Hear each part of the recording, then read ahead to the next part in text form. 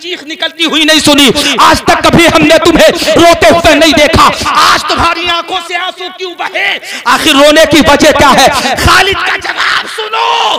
खालिद ने कहा था तुम्हें पता नहीं कि मैं रोया क्यों?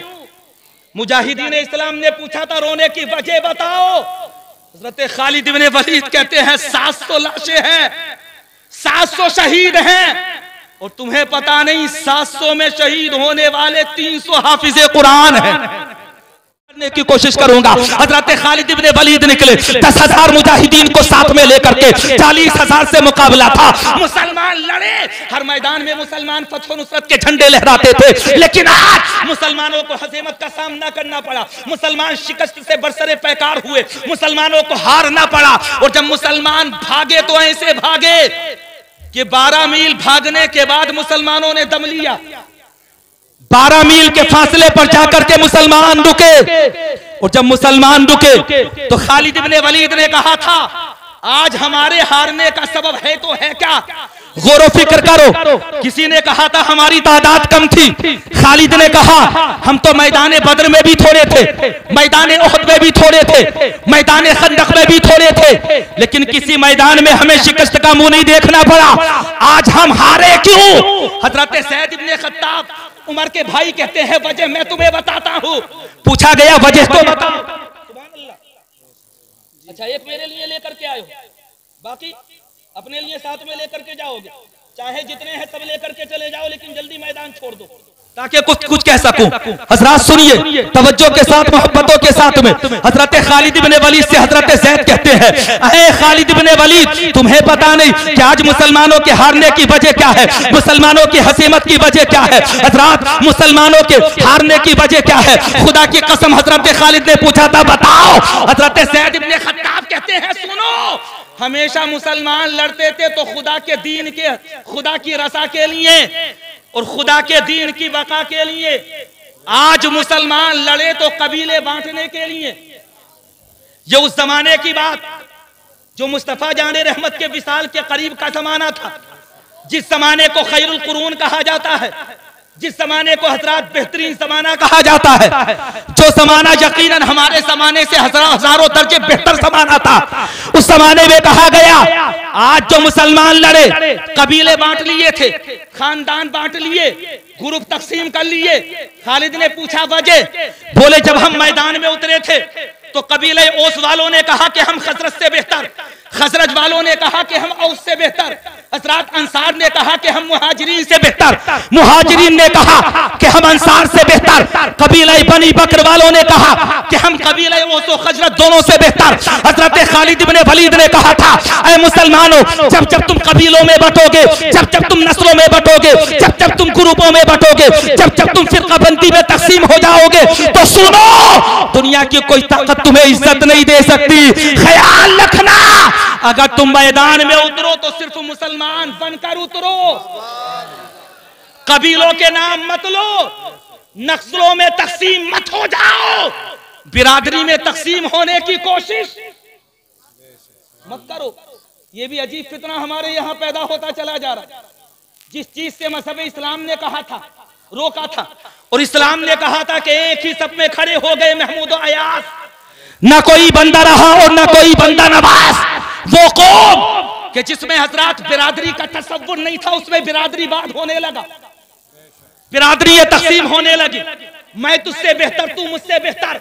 सुन, कभी एक बिरादरी दूसरी बिरादरी से अफजल नहीं हो सकती। सज्जत की बात नहीं कर रहा, लेकिन सुनिए हजरात, बनामे बिरादरी में ये कहना चाहता हूं अल्लाह के नजदीक वो बेहतर है जो ज्यादा तकवे वाला है।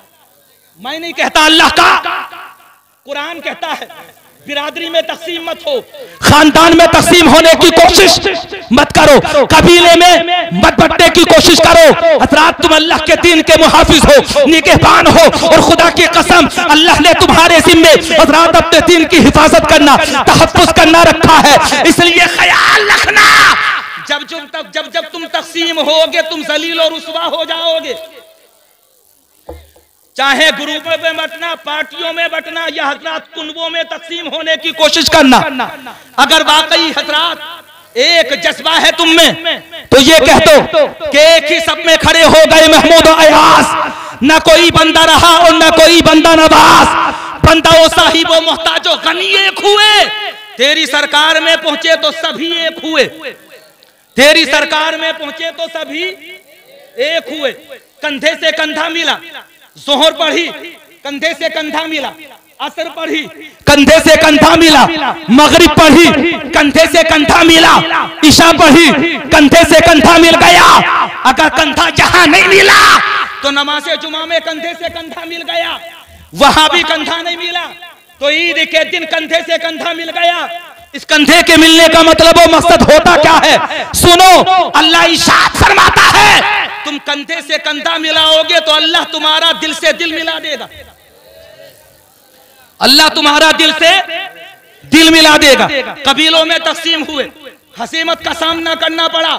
मुसलमान हजरात जब 12 मील दूर आकर के रुके, खालिद ने कहा था कभी कबीलों में तकसीम मत होना, खानदानों को हजरात बवजह इफ्तिखार मत समझना, इफ्तिखार की वजह मत समझना, ये तसव्वुर मत करना कि खानदान से बर्तरी हासिल होती है।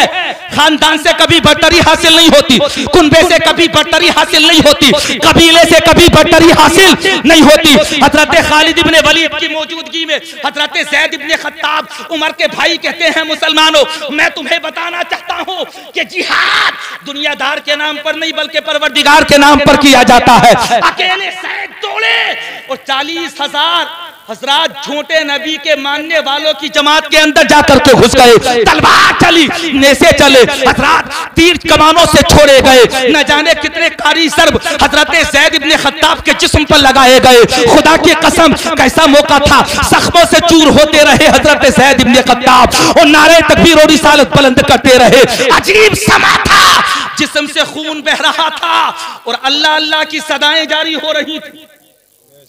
नारे तकबीर, नारे लानत, नारे तकबीर। मेरे नबी की है ये शान, मेरे नबी की है ये शान, जश्मे दस्तार बंदी। हजरत ज़ैद इब्ने खत्ताब तलवार चलाते चले जा रहे हैं, आगे बढ़ते चले जा रहे हैं। हजरात दुश्मनों को तहे तक करते चले जा रहे हैं। न जाने कितने दुश्मनों को वासिले जहन्नम किया और आखिर में हजरत ज़ैद इब्ने खत्ताब घोड़े से फर्श ज़मीन पर आ गए। न जाने कितने जख्म लगे हुए थे हजरत ज़ैद इब्ने खत्ताब के बदन पर। हजरात लोगों ने पूछा था ज़ैद तुम्हें खौफ नहीं था, एहसास नहीं था इस बात का कि तुम जान देने के लिए जा रहे हो? हजरत ज़ैद इब्ने खत्ताब का तारीखी जुमला सुनो, आपने इरशाद फरमाया था जिंदा रहना इसे जिंदगी की मेराज नहीं कहते बल्कि राहे खुदा में जान दे देना ये जिंदगी की मेराज है। ये लोग जो काम कर रहे हैं ना, दिन रात मेहनतें कर रहे हैं, चंदे करते हैं तुम लोगों के बीच में जाकर के। अपना घर तो इनका चलता ही है लेकिन असल मकसद रसूलुल्लाह के घर को परवान चढ़ाना होता है।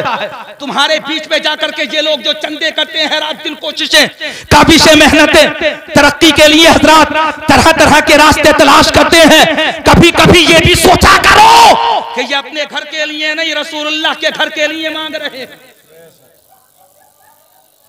इस बात का हमेशा ख्याल रखना, ये घर बचेंगे तो तुम्हारा घर बचेगा। और हजरात क्या हुआ, खैर तो है? अच्छा, शामियानों के पीछे कोई आ गया? कभी कभी ऐसा भी होता है पीछे वाले पीछे काम करते हैं। अल्लाह इन्हें भी सलामत रखे।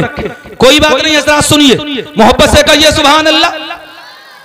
हजरत ज़ैद इब्ने खत्ताब शहीद हुए और शहीद होने के बाद में हजरत खालिद इब्ने वलीद ने जब यकबार की हमला किया तो एक ही शहादत मुसलमानों के लिए हजरात कामयाबी फतह नुसरत का सबब बन गई। और मुसलमान जिस मैदान में हारे थे उसी मैदान में मुसलमानों ने फतह नुसरत का झंडा नस्ब कर दिया। अब आइए असल गुफ्तगू की तरफ जो मैं तुम्हें सुनाना चाहता हूँ। हजरात सुनिए, जब मुसलमानों की लाशों को इकट्ठा किया गया, शुहदा की लाशों को इकट्ठा किया गया तो शहीद होने वाले मुसलमानों की तादाद थी तकरीबन 700। कितनी? 700 मुसलमान शहीद हुए थे। मैदान तो जीत लिया लेकिन आज मुसलमानों को जानी कुर्बानी बहुत देनी पड़ी। बड़े बड़े जलील कद्र सहाबा हजरात शहीद हुए थे मैदान जमामा के अंदर। एक छोटे नबी से टकराए थे मैदान के अंदर जाकर के खुदा की कसम लाशें इकट्ठी कर ली गई। और जब लाशें इकट्ठी हो गई ना तो अचानक हजरत खालिद इब्ने वलीद की चीख निकली। लोगों ने पूछा था, खालिद आज तक इतने मैदान में तुमने खून देखा, न जाने कितने लोगों को तुमने शहीद होते हुए देखा, न जाने कितने लोगों के जिस्मों से तुमने खुद अपने हाथों से तीर खींचे, न जाने कितने लोगों ने तुम्हारी सानू पर सर रखने के बाद जिंदगी की आखिरी सांस ली, लेकिन खालिद आज तक कभी तुम्हारे मुंह से हमने चीख निकलती हुई नहीं सुनी, आज तक कभी हमने तुम्हें रोते हुए नहीं देखा। आज तुम्हारी आंखों से आंसू क्यों बहे? आखिर रोने की वजह क्या है? खालिद का जवाब सुनो। खालिद ने कहा था, तुम्हें पता नहीं कि मैं रोया क्यों? मुजाहिदीन इस्लाम ने पूछा था, रोने की वजह बताओ। हजरत खालिद इब्ने वलीद कहते हैं, 700 लाशें हैं, 700 शहीद हैं, और तुम्हें पता नहीं 700 में शहीद होने वाले 300 हाफिजे कुरान हैं। कितने थे? 300 हाफिजे कुरान। हजरत खालिद इब्ने वलीद रोते हुए बारगाह सिद्दीक़ अकबर में जाकर के हाजिर होते हैं। सरकार, मैदान जमामा में 300 हुफ़ाज़े कुरान ने जामे शहादत नोश किया। हजरत सिद्दीक़ अकबर भी रोने लगे, आंखों में आंसू आ गए। हजरत खालिद कहते हैं, साथ में हजरत उमर फारूक आज़म भी आ जाते हैं। ऐ सिद्दीक़, कहीं ऐसा ना हो कि एक जमाना वो आए, तमाम के तमाम हुफ़ाज़े कुरान शहीद कर दिए जाए। हजरत सिद्दीक़ अकबर, कोई रास्ता ऐसा तलाश करो कि जिस रास्ते पर चलने के बाद हुफ़ाज़े कुरान महफूज रह सके, कुरान करीम के हज़रात औराक़ महफूज रह सके। हजरत सिद्दीक़ अकबर कहते हैं, तजवीज़ें पेश करो। क्या क्या तजवीज़ें पेश कर रहे हो?